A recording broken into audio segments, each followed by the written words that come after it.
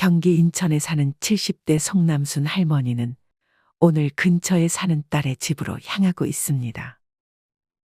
평소에 송씨 할머니는 딸의 집에 거의 방문하지 않지만 요 며칠 혼자 사는 딸이 연락이 잘 안 돼서 급하게 딸의 집으로 가고 있습니다. 송 씨의 딸은 몇 년 전 남편과 이혼하고 혼자 살고 있습니다. 아들이 하나 있지만 일찍이 독립한 상태였는데 송 씨는 그런 손주에게 엄마랑 연락되냐고 물어봤지만 바빴는지 답장이 없었습니다. 이후 송 씨 할머니는 딸의 집 앞에 도착해 벨을 눌렀습니다. 첫 번째 눌렀을 때 아무도 반응이 없자 송 씨는 무서웠습니다.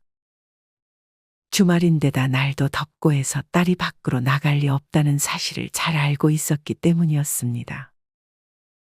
한 번 더 벨을 눌러도 반응이 없자 송 씨 할머니는 경찰에 신고하려고 휴대전화를 꺼냈습니다. 그 순간 띠리릭 하는 소리와 함께 문이 열렸습니다. 송 씨의 딸은 송 씨를 보고 활짝 웃었습니다. 엄마 오셨어요? 뭐야, 집에 있었어? 걱정했잖아. 연락도 안 되고. 죄송해요. 요새 일이 좀 바쁘고 정신이 좀 없어서. 대체 얼마나 바쁘길래 휴대전화 볼 시간도 없어? 너 어떻게 됐을까봐 경찰에 신고라도 하려던 참이었다. 좀 늦게 나왔으면 큰일 날 뻔했네. 안 그래도 요새 정신이 하나도 없고 삶이 영 정돈이 안 된 느낌이에요. 나보다 더 바쁜 사람들도 나처럼 살진 않을 텐데. 이것저것 너무 신경 쓰고 정리가 안 되니 바쁘기만 바쁘고 일도 잘 안 되는 것 같아요. 이 엄마가 생각하기에 너는 지금 뭘 더하기보다는 빼기를 해야 할 것 같은데? 빼기? 어떤 걸 빼요?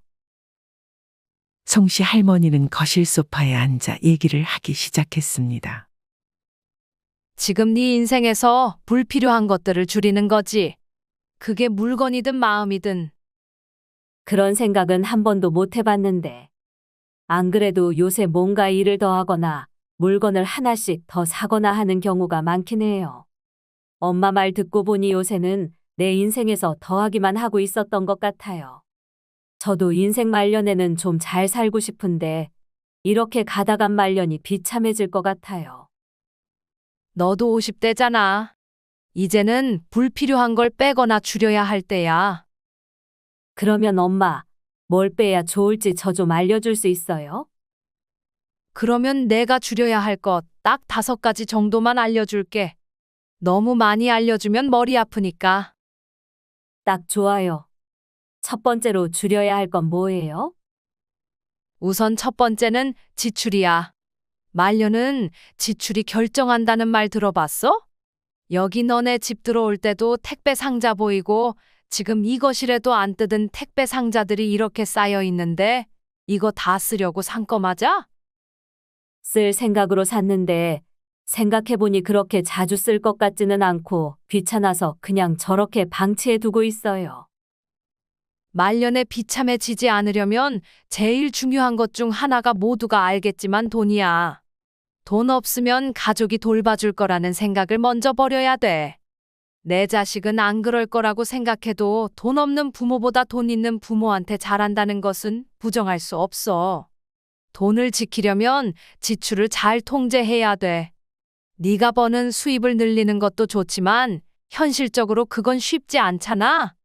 지금 너도 회사 다니니까 월급은 고정이니 돈을 지키려면 지출 관리가 필수야. 한 달에 돈 빠져나갈 때마다 어디서 빠져나가는 돈인지는 알고 있어? 알아서 빠지겠지 하고 따로 확인하진 않아요. 의외로 너처럼 자기 통장에서 빠져나가는 돈이 뭐 때문에 빠져나가는지 모르는 사람이 많아. 그걸 확인을 안 하다 보니까 필요 없는 것들을 해지도 하지 않고 몇 년째 계속 내는 사람도 엄마 주변에 있어. 그 외에 한 달에 한 번씩 돈 빠져나가는 것들 있잖아. 정기결제라고 하나? 거기서 지금 너한테 필요 없는 것들은 찾아서 해지를 해버리는 게 좋아. 지금 바로 확인해 볼게요. 그렇게 송 씨의 딸은 엄마의 말대로 스마트폰 앱을 이용해 통장에서 뭐 때문에 돈이 빠져나가는지 확인했습니다. 하지만 송 씨는 돈이 빠져나간 목록을 보면서 당황함을 숨길 수 없었습니다. 분명 돈은 빠져나갔는데 뭐 때문에 빠져나갔는지 알 수가 없었습니다. 11만 4,900원? 내가 최근에 10만 원 이상 결제한 게 뭐가 있지? 최근에 산 것도 기억 못하냐? 매달 2만 원, 그리고 15,000원씩 빠지는 게 있네. 이건 뭐지? 진짜 아무것도 모르는구나. 어디서 쓴 건지 정확하게 알 수가 없어 송 씨의 딸은 한참 동안 기억을 더듬었습니다. 결국 알아냈는데 그것은 지금은 쓰지도 보지도 않고 빠져나가고만 있던 돈들이었습니다. 송 씨의 딸은 이용도 안 하면서 최근 1년 동안 한 달에 2만 원씩 해당 회사에 기부를 하고 있었습니다. 와, 쓰지도 않았는데 1년 다 해서 20만 원 넘게 냈네. 지금 생각해보니 이거 너무 아까운데? 그리고 11만 원 결제된 건 저기 박스에 있는 물건 중 하나인 것 같아요. 환불해야 되는데 한 달 정도 된 거라 환불이 안 될 것 같은데. 얘야, 너 얼른 저 택배 물건 중에 안 쓰는 거는 환불해라. 엄마의 말을 들은 딸은 부랴부랴 안 쓸 것 같은 물건들을 환불 처리했습니다. 송 씨가 고른 첫 번째로 줄여야 할 것은 지출이었습니다. 여러분, 노후의 최저 생활비라는 말 들어보셨나요? 혼자 살면 최소 얼마가 필요하고 부부가 살면 얼마가 필요한지에 대해 유튜브나 뉴스에 평균 금액이 나오지만 이런 평균 금액은 사실상 중요하지 않습니다. 각자 자신에게 맞는 최저 생활비가 다 다르기 때문입니다. 누군가는 집이 있고 누군가는 월세로 살기도 합니다. 그리고 누군가는 취미가 아주 많고 또 누군가는 취미가 있어도 별로 돈이 들지 않는 취미를 즐기고 있습니다. 누군가는 외식을 즐겨 하지만 또 누군가는 자기가 값싼 재료들을 골라 혼자 요리해 먹어도 아주 만족스러워 합니다. 이렇듯 모두에게 필요한 노후 최저 생활비는 다 다른데 남들이 이만큼 필요하다고 해서 좌절할 필요도 전혀 없습니다. 대신 내가 한 달에 필요한 생활비는 시간을 내서 계산을 해보는 것이 좋습니다. 병원비가 나갈 수 있기 때문에 조금은 넉넉하게 최저 생활비를 계산해 보세요. 그리고 그 선에서 내가 은퇴를 했을 때 연금과 목돈으로 최저 생활비를 커버할 수 있는지 확인해 보는 습관을 들이는 것이 좋습니다. 여러분은 은퇴하고 최저 생활비로 얼마가 필요할지 계산해 본 적 있으신가요? 크게는 식비, 집이 월세라면 주거비, 취미 생활에 필요한 돈, 차가 있다면 자동차 유지 비용, 병원에 다니고 있다면 병원비 등이 있을 것입니다. 이 영상을 시청하고 나면 꼭 시간을 내서 은퇴 후 나에게 필요한 최소 생활비가 얼마 정도 될지 계산해 보세요. 바로 이렇게 지출 줄이는 거를 실천하니까 기분이 너무 좋은데요? 송 씨의 딸은 웃으며 송 씨에게 다음으로 줄이면 좋은 것을 물었습니다. 두 번째로 줄이면 좋은 거는 설탕이야. 노후에 제일 중요한 것 중 하나가 아까는 돈이라고 했지. 그 다음은 뭐겠어? 건강? 맞아. 노후에는 돈이랑 건강이 제일 중요해. 아까 돈은 얘기했으니까 이번엔 건강을 위해서 설탕을 줄이면 좋아. 너 단 거 많이 먹지 않아? 바쁘거나 스트레스 받으면 난 단 게 너무 땡겨요. 너 얼마 전에 당뇨 검사 받지 않았어? 아직은 괜찮대요. 그래도 신경 써야지. 아까 냉장고 보니까 콜라랑 음료수가 한가득이던데. 그거 다 제로 칼로리예요. 제로 음료는 괜찮지 않아요? 제로 음료도 오래 마시면 몸에 해롭고 조기 사망 위험을 키울 수 있다고 하더라. 그렇게 무서운 말을 아무렇지 않게 하네요. 세계보건기구에서 한 말이야. 칼로리가 제로니까 많이 마셔도 되겠지 해서 많이 먹다가는 건강을 더 해칠 수 있는 거야. 송씨 할머니가 고른 두 번째로 줄여야 할 것은 바로 설탕이었습니다. 제로 음료처럼 설탕 대신 단맛을 내는 것도 마찬가지입니다. 설탕은 특히나 노화와 질병에 좋지 않은 영향을 미칩니다. 설탕을 많이 먹으면 나이가 들어 뇌기능에 장애를 일으킬 수도 있다고 합니다. 카이스트 김필남 교수님과 정용 교수님의 공동연구팀이 진행한 연구 결과에 따르면 몸속에 축적된 당이 뇌막의 변성과 기능장애를 일으킨다고 합니다. 설탕과 더불어 녹말도 함께 피해주는 것이 좋습니다. 녹말은 탄수화물의 일종으로 여러 개의 포도당이 글루코시드 결합으로 결합된 다당류라고 합니다. 이런 설탕과 녹말을 과다 섭취하게 되면 췌장이 혈당을 통제하기 위해 더 많은 인슐린을 생산해내는데 이런 인슐린 저항성은 심장병, 암, 당뇨병, 고혈압 등 모든 노화 관련된 질병과 밀접하게 연관되어 있다고 합니다.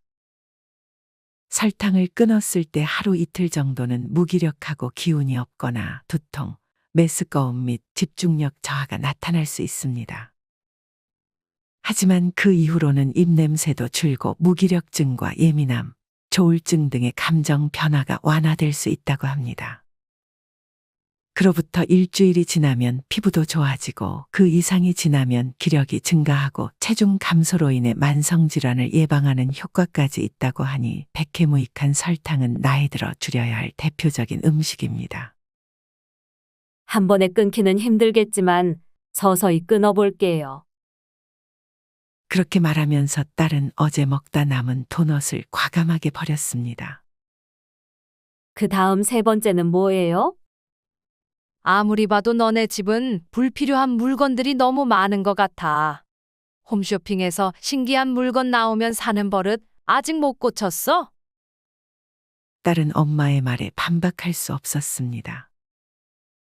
어느 순간부터는 정리를 안 하는 게 아니라 못 하겠더라고요. 나이 들면 조금이라도 건강할 때 정리는 필수야. TV에서 집안에 물건으로 꽉꽉 채운 사람들 못 봤어? 물건을 줄이지 않으면 나중에 저장 강박장애가 생길 수도 있어. 일단 버리는 것보다 더 중요한 건 새로운 물건이 생기는 상황을 피하는 거야. 네가 사려는 물건이 반드시 사야 되는 물건인지 집안에 비슷한 쓰임을 하는 다른 물건을 이미 가지고 있는 건 아닌지 먼저 따져봐야 돼. 그리고 버리는 게 힘들면 하루에 한 개씩만이라도 버려봐. 엄마 집은 진짜 깔끔하지 않아요? 내가 왜 집을 깔끔하게 해놓는 줄 알아? 살아있을 때 정리해야 니네가 내 물건들 치우느라 고생 안 할 거잖아. 나중에 손주 생각해서라도 미리미리 비워두는 게 좋아.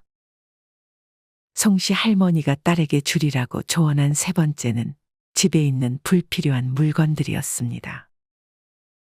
여러분은 집에 안 쓰는 물건들이 뭐가 있는지 시간을 내서 생각해 본 적이 있으신가요?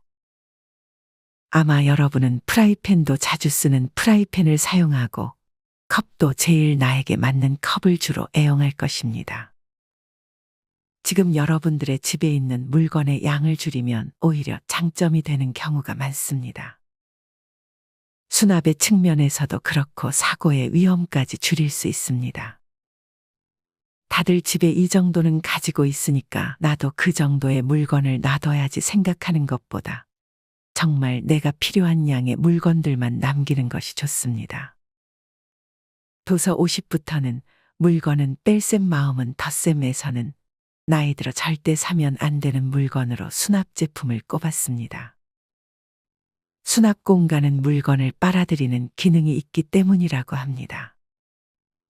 그도 그럴 것이 수납 공간이 빈 것보다는 채우고 싶은 마음이 잘 들기도 하기 때문에 수납 제품은 그냥 안 사는 것이 가장 좋습니다. 특히나 바닥이나 의자에 막 쌓아둔 물건들은 나를 해치는 흉기가 될 수도 있습니다. 물건을 정리하지 못해 다친다고 상상해 보세요. 노년에 다치는 것만큼 말년을 꼬이게 만드는 것은 없습니다. 많은 정리 전문가분들은 타이머를 켜놓고 그 시간 동안 물건을 정리하라고 말합니다. 처음에는 3분, 그 다음에는 5분, 10분. 이렇게 늘려가다 보면 금방 집이 깔끔해지지 않을까 생각합니다. 송 씨의 딸은 송 씨의 말을 듣자마자 송 씨에게 5분만 있어 보라고 한 후 타이머를 켜고 주방을 정리했습니다. 정말 짧은 5분의 시간이었지만 생각보다 버릴 게 많았고 많이 깔끔해졌다는 사실에 송 씨와 송 씨의 딸 모두 놀랐습니다.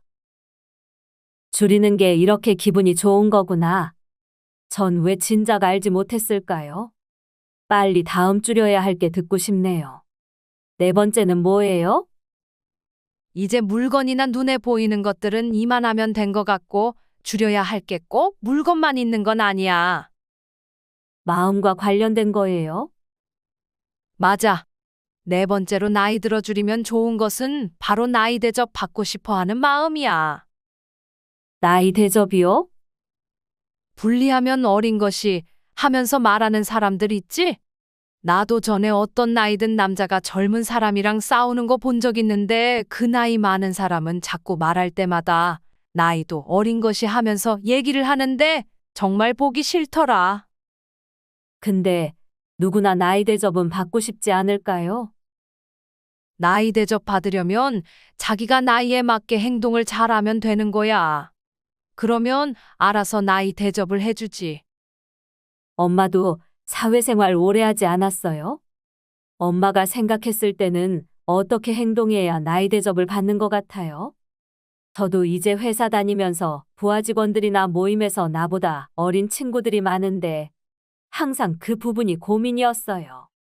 가끔 나를 무시하는 듯한 사람들이 한두 명씩 존재했거든요.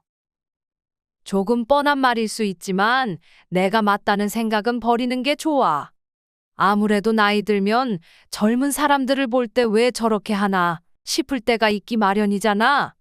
하지만 그 사람들한테 괜히 가서 조언해줘 봤자 별로 도움도 안 되고 좋은 인상으로 다가오지 않을 확률이 높아. 내 말이 100% 맞는 말도 아닐 수 있고, 그리고 무엇보다 뱉은 말에 책임지려는 자세를 가지는 게 좋지. 나이 들면 말이 많아지잖아? 그 말 중에 허세 가득한 말들이 나올 수 있어. 근데 말만 그렇게 하고 행동하지 않아 봐. 네가 생각하기에 그 사람이 어떻게 보이겠어. 나이 들수록 말은 줄이고 행동으로 보여주려는 자세가 좋은 것 같아. 송 씨 할머니가 뽑은 네 번째로 줄여야 할 것은 바로 나이 대접 받으려는 마음이었습니다. 여러분은 나이 대접을 받고 싶다는 생각을 해본 적이 있으신가요? 유독 우리나라는 나이가 중요하다는 인식이 있습니다. 어른을 공경하고 대접해줘야 한다는 인식이 대표적입니다. 하지만 이제 이런 사람들은 어딜 가든 환영받지 못합니다. 항상 문제가 생길 때마다 나이를 들먹이는 사람은 다음과 같은 특징을 가지고 있습니다. 첫 번째로, 논리가 없는 경우가 많습니다. 즉 분리하면 나이가 몇이냐, 넌 애비 애미도 없냐는 말을 꺼내는 것입니다. 이런 말을 들을 때면 듣는 사람 입장에서는 내세울 게 나이밖에 없나 하는 생각이 들 수 있습니다. 그리고 대부분 이렇게 나이를 들먹이는 사람은 나이값을 못하는 모습도 종종 보여줍니다. 만약 젊은 사람과 대화할 때 나이도 어린 개 같은 말을 하면서 대접받으려고 하면 오히려 무시를 당할 수 있으니 이런 말은 절대 하지 않는 것이 좋습니다. 저도 가끔 나이 얘기가 턱 밑까지 나올 때가 있었는데 그때마다 참길 잘했네요. 나이 대접 바라는 것도 다 욕심이야. 내려놓는 연습을 하는 게 좋아. 잊지 않고 적어놔야겠다. 자, 이제 마지막인가? 다섯 번째로는 뭐를 줄이는 게 좋을까요? 송 씨 할머니는 조금 고민이 되는 듯 생각하다가 마침내 입을 열었습니다. 마지막 다섯 번째는 자식이랑 만나는 횟수, 그리고 자식에게 하는 연락을 줄이는 게 좋아. 너 하루에 손주한테 전화 몇 번 하니? 한 세 번 정도는 하는 것 같은데요. 그때마다 손주 반응은 어때? 그냥 좀 귀찮아 하는 것 같긴 해요. 근데 아무래도 자취를 하고 있으니까 밥은 잘 먹고 다니는지 아픈 데는 없는지 걱정이 돼서 전화를 안 할 수가 없어요. 나이 들수록 자식과는 거리를 두는 게 좋아. 나이 들면 제일 서운한 게 자식한테 서운한 거야. 이제 곧 결혼도 한다고 하지 않았어? 결혼해서는 특히나 남이라고 생각하고 사는 게 중요해. 엄마도 이걸 몰라서 너 결혼하고서도 전화 자주 하고 반찬 가져다 주고 했잖아. 그때 어땠어? 솔직히 조금 귀찮긴 했죠. 자식을 위해서 한 게 오히려 자식들을 힘들게 할 수 있다니까. 그렇게 자식들한테 연락하고 반찬 싸줄 시간에 자기 할 거 하면서 즐기는 게 제일 좋아. 그러고 보니 어느 순간 엄마는 저한테 연락을 잘 안 하더라고요. 그래서 제가 더 자주 연락드리지 않았어요. 맞아. 자식한테서 오히려 멀어지려고 하니까 더 가까워지는 느낌을 받았어. 이게 한 번에 하는 건 쉽지 않아서 지금부터 조금씩 멀어지는 연습을 해야 돼. 엄마 가면 아들한테 또 전화해 보려고 했는데 오늘은 참아야겠네요. 다른 건 몰라도 엄마가 말해준 5가지는 최대한 지켜볼게요. 그렇게 송 씨에 따른 엄마가 말해준 5가지를 조금씩 줄여가며 삶을 정리정돈하고 있습니다. 여러분은 송 씨 할머니가 말하는 5가지. 첫째, 지출. 둘째, 설탕. 셋째, 집안에 불필요한 물건. 넷째, 나이 대접 받고 싶은 마음. 다섯째, 자식에게 연락하는 횟수를 줄이는 것에 공감하시나요? 하지만 모든 것을 빼기만 해야 하는 것은 아닙니다. 그렇다면 나이 들수록 어떤 것을 더해주면 좋을까요? 지금부터는 89세 할머니가 알려주는 나이 들수록 더하면 좋은 것들에 대해 얘기해 볼까 합니다. 영상 끝까지 시청하셔서 나에게 도움되는 지혜들을 전부 얻어가시길 바랍니다. 인생지혜 방송 다시 이어가겠습니다. 나이 들어 더하면 좋은 첫 번째는 걷는 시간입니다. 저는 매일 8,000보씩 걷다 보니 건강해졌지 뭐예요. 지금 저는 스스로도 놀랄 만큼 건강합니다. 아픈 곳 하나 없이 매일이 즐겁고 술도 맛있습니다. 그렇다고 제가 내내 건강했던 것은 아닙니다. 50대에는 자궁근종을 앓았고 70대에는 위암으로 위에 반 이상을 잘라냈습니다. 게다가 오른쪽 무릎에 물이 차서 치료를 위해 주사를 얼마나 맞아댔는지 모릅니다. 그런 상태였는데 무리하지 않는 선에서 계속 걸었더니 어느새 통증도 사라지고 차있던 물도 전부 빠졌습니다. 70대와 비교하면 지금이 더 상태가 좋습니다. 어쩌면 인생에서 가장 건강할지도 모릅니다. 지금 생활하는 집으로 이사와 근처 공원을 산책하게 된 영향이 컸다고 봅니다. 그전까지는 가끔 가다 산책하는 게 다였으니까요. 이곳으로 이사 온 처음에는 자전거를 타고 다녔는데 70살이 되니 도심을 달리는 버스를 무료로 이용할 수 있더군요. 그러면 자전거가 필요 없겠구나 싶어서 팔았습니다. 그러고 나니 걷는 수밖에 없었죠. 산책은 물론이고 장을 볼 때도 태극권을 하러 오갈 때도 걸었습니다. 지금은 1년에 어쩌다가 몇 번 버스를 타는 정도입니다. 코로나로 멀리 나갈 수도 없어서 전철도 탈 일이 없어 걷는 일이 크게 늘었습니다. 그 덕분에 건강해졌다고 확신합니다. 집 근처 공원은 집에서 걸어가기 딱 좋은 거리에 있습니다. 왕복 4,000보, 공원을 한 바퀴 빙 돌면 7,500보입니다. 거기에 장을 보러 나가면 8,000보. 그래요. 매일 8,000보를 걷고 있어요. 중요한 것은 걷기를 시작하는 타이밍이라고 생각합니다. 왜냐하면 걸을 수 없게 된 뒤에는 걷겠다고 노력해봤자 어려울 테니까요. 여기저기 아픈 뒤에는 늦습니다. 서둘러 자신의 나이듦을 인정하고 가능한 일찍부터 걷는 습관을 들이면 좋습니다. 걷기는 건강의 기본이에요. 걷지 않아서 걸을 수 없게 되고 운동을 안 해서 골절 신세를 면치 못하는 악순환에 빠지지 않는 것이 중요합니다. 용건이 없어 나가 걸을 일이 없을 수도 있겠지만 그럴수록 용건을 만들어서라도 걸어야 합니다. 나이 들어 더하면 좋은 두 번째는 외모를 가꾸는 데 들이는 노력입니다. 매일 화장을 신경 써서 하는 건 아니지만 눈썹과 아이라인만은 그리고 있습니다. 아이라인을 그리지 않으면 얼굴이 흐릿해집니다. 나이가 들면 눈에 힘이 없어져 멍해 보이기 때문입니다. 이걸 감추기 위해 그립니다. 89살에도 여전히 아이라인을 그릴 수 있다는 게 재미있잖아요. 하지만 주름이 깊어 아이라인이 깔끔하게 그려지지 않습니다. 결국 눈 위가 울퉁불퉁하니 버석해집니다. 저는 펜슬을 이용하고 있는데 주름이 갈수록 깊어져 그리기가 어려워져서 다음에는 액체로 된 얇은 것을 사용해 볼까 생각 중입니다. 계속 화장을 안 하던 사람이 갑자기 아이라인을 그리면 위화감이 생길 겁니다. 계속 안 하다 보면 얼굴에 어울리지 않고 낯설어집니다. 그래서 이 나이에도 열심히 그리고 있습니다. 외출할 때는 먼저 자외선 차단제를 꼭 바릅니다. 예전에는 다음 순서로 파운데이션을 발랐는데 주름 사이에서 굳어져 버려 나이를 먹은 후로는 파운데이션을 치덕치덕 바르는 건 관두게 되었습니다.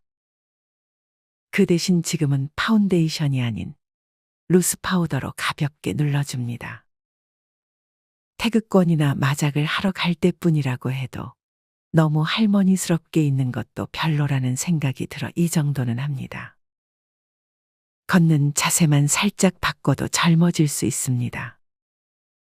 저만의 방법입니다만 아름답게 걷는 방법이 있습니다. 도로에 그어진 흰 선이 있죠. 그 선 위를 곧은 자세로 걷습니다. 항상은 아니어도 가능하면 의식하며 걷고 있습니다. 공원에서도 보도라인이 있는 곳에서는 그렇게 하고 있고요. 그러면 걷는 자세와 방향이 자연스럽게 곧아집니다. 젊을 때부터 이어오던 방법으로 이유는 아름답게 걷고 싶어서였습니다. 뒷모습이라도 아름다우면 좋잖아요. 덕분에 지금도 뒷모습이 아름답다는 말을 듣습니다. 뒤에서 보면 절대로 노인처럼 안 보인다면서 말이죠. 어느 방향에서 보더라도 아름다우면야 좋겠지만 아무래도 앞모습까지는 무리니까요. 배에 힘을 준다거나 하는 어려운 동작은 하지 않습니다. 그저 등이 굽지 않도록 자세를 곧게 펼 뿐입니다. 몸이 아프면 등이 굽어지겠지만 지금까지는 괜찮아서 자세는 항상 신경을 쓰고 있습니다. 돈 들이지 않고도 멋낼 수 있는 방법은 얼마든지 있어요. 옛날부터 멋내는 것을 좋아했어요. 물론 지금도 좋아합니다. 하지만 이 나이가 되면서는 돈을 들이지 않고 멋을 내고 있어요. 그게 참으로 즐겁습니다. 이를테면 평소에 옷차림에 고운 색의 스카프나 숄을 매치해보는 식으로 말이죠. 스카프나 숄은 캐시미어와 같은 고급 제품도 물론 있지만 비교적 저렴한 가격대로 살 수 있는 것도 많아요. 그런 제품을 어깨에 걸치거나 깔끔하게 목에 두릅니다. 방안도 되니 일석이조죠. 옷은 세일 코너에서 삽니다. 세일 코너에서 좋은 물건을 발견하면 얼마나 설레는지 몰라요. 하지만 코로나 이후로는 옷을 거의 사지 않아요. 태극권과 마작, 장을 보러 갈 때 말고는 입고 나갈 일이 없으니까요. 집에서는 착용감이 뛰어나고 편안한 게 좋고요. 과거에는 줄곧 하이힐을 신은 터라 저는 무지외반증이 있습니다. 그래서 일반적인 신발을 신으면 무지외반증에 돌출된 엄지발가락 쪽 관절이 닿는 부분이 제일 먼저 닳아서 자칫하면 구멍이 납니다. 그래서 이번에는 점원이 추천해준 무지외반증용 깔창을 신발 안에 넣어봤습니다. 쿠션이 좋아 착용감이 상당히 좋더군요. 모든 신발에 사용할 수 있고 세탁도 할 수 있어서 하나 갖고 있으면 안심이 됩니다. 목걸이나 귀걸이와 반지는 어쩌다 보니 늘 착용하고 있습니다. 한번 착용하면 한동안은 착용한 채로 생활하기 때문이에요. 겨된장을 휘저을 때도, 목욕할 때도 착용한 채로. 그래서 너무 큰 건 착용할 수 없습니다. 잠시 외출할 때는 포인트가 될 만한 큼지막한 목걸이를 착용하기도 하지만요. 목걸이는 외국에 갔을 때 기념으로 사고는 했습니다. 액세서리는 딸에게 받은 선물도 많습니다. 칸막이로 나뉘어 있는 케이스에 보관하고 착용 중인 액세서리가 질리면 이따금 바꿔 끼웁니다. 어디까지나 편안하면서도 세련된 차림이 기본입니다. 나이 들어 늘리면 좋은 세 번째는 울고 웃는 시간입니다. 드라마를 보며 울고 웃는 일은 젊음을 유지하는 비결이에요. 벌써 20년도 더 된 옛날 옛적 일인데 일본에서 한류 드라마 겨울 연가가 크게 유행한 적이 있었습니다. 배우 이병헌을 좋아해서 한국 드라마에 빠져들었던 시기이기도 합니다. 아마존에 파이어 TV 스틱을 세팅하고 넷플릭스에도 가입하고 전부 직접 했습니다. 한국 드라마는 손자도 아주 좋아해서 드라마 이야기를 시작하면 신이 나서 한참 수다를 떨게 됩니다. 스카이캐슬 재밌더라 하면서 말이죠. 그 중에서도 나빌레라는 정말로 추천합니다. 드라마를 보면서 그렇게 운 건 처음이에요. 드라마를 보는 내내 눈물이 멈추질 않았습니다. 70살에 발레를 시작한 주인공과 23살 발레리노의 이야기로 누구든 좋아할 감동적인 스토리라고 생각합니다. 오징어 게임은 1화를 다 보고 2화를 보기 시작했는데 이건 별로라고 생각해 일단 멈췄습니다. 어두운 느낌이 들어서요. 하지만 계속 궁금해서 못 참겠더라고요. 그래서 다시 보기로 결심했죠. 그러자 안 보고는 도저히 못 배기겠더라고요. 대체 이 다음은 어떻게 되는 걸까 하고 말이죠. 그 결과 굉장히 재미있었습니다. 이병헌이 나올 때는 깜짝 놀랐죠. 넷플릭스로 보는 건 한국 드라마가 대부분이지만 지금은 가끔 중국의 삼국지를 보기도 합니다. 이 드라마는 50화 이상이라 단숨에 몰아볼 수 없어서 도중에 멈추고 다른 드라마를 보며 이것저것 즐기고 있습니다. 넷플릭스 이야기는 한번 시작하면 멈출 수가 없네요. 좋아하는 드라마를 보며 울고 웃는 일은 젊음을 유지하는 비결 중 하나인 것 같습니다. 나이가 들면 아무래도 표정이 부족해지잖아요. 그걸 막는데 한몫해주고 있지 않을까 멋대로 생각합니다. 나이 들어 늘리면 좋은 네 번째는 꽃과 함께 하는 시간입니다. 꽃이 있는 생활은 마음에 평화를 줍니다.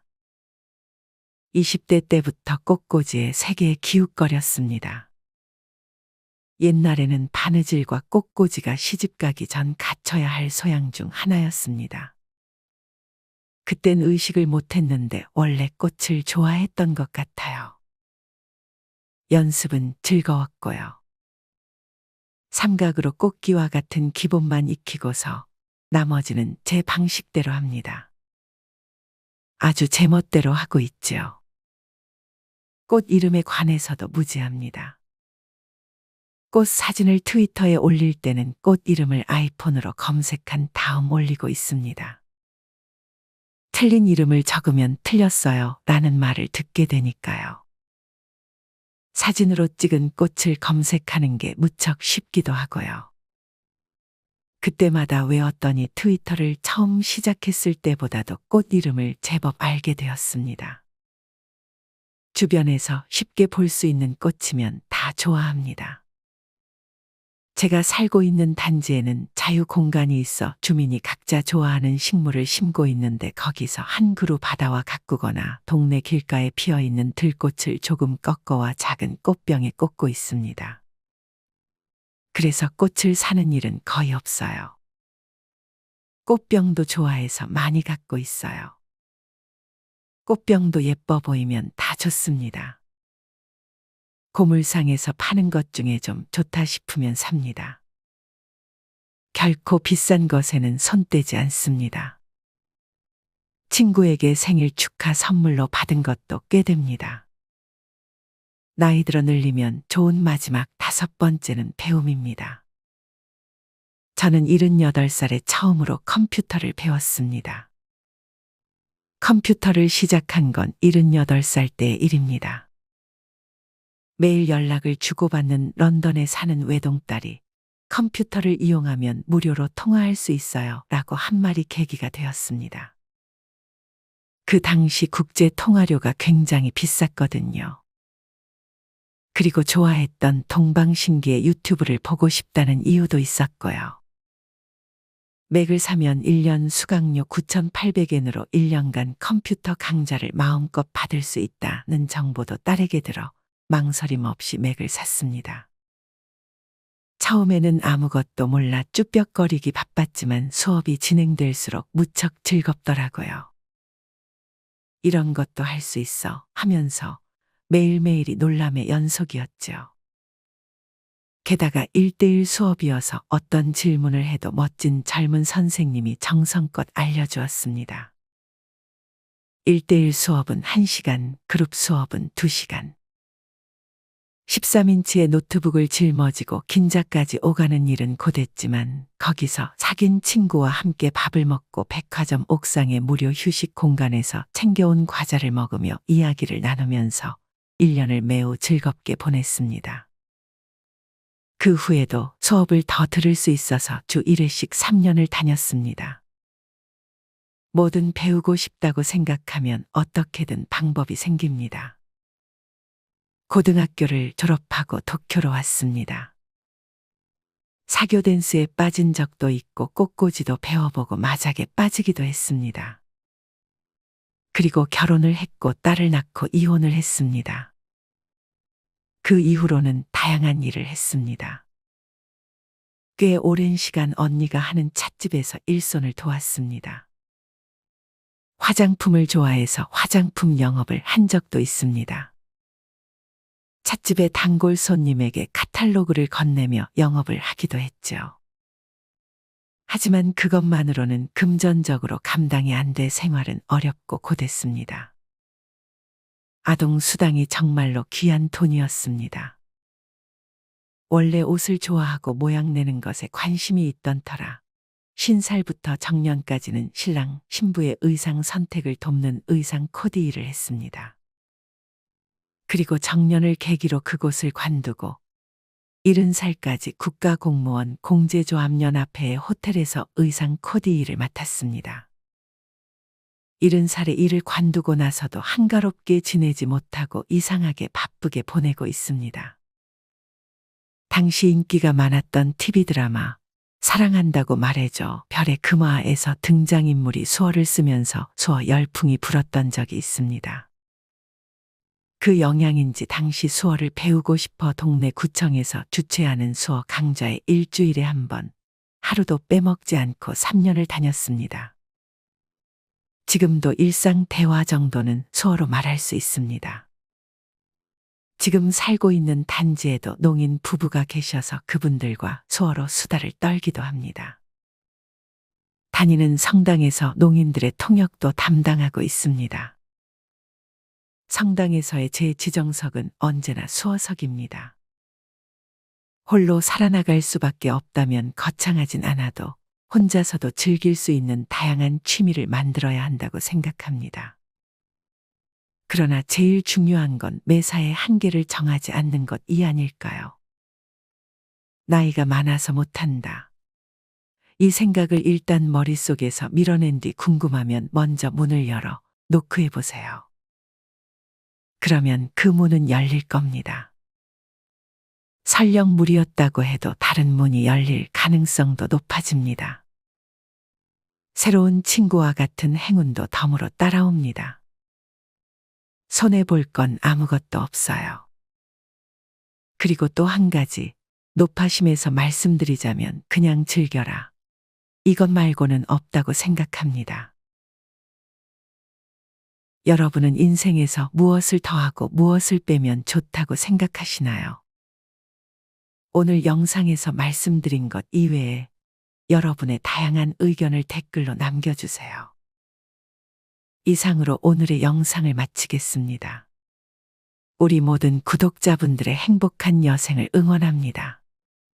다음에 더 좋은 내용으로 찾아뵙겠습니다. 감사합니다.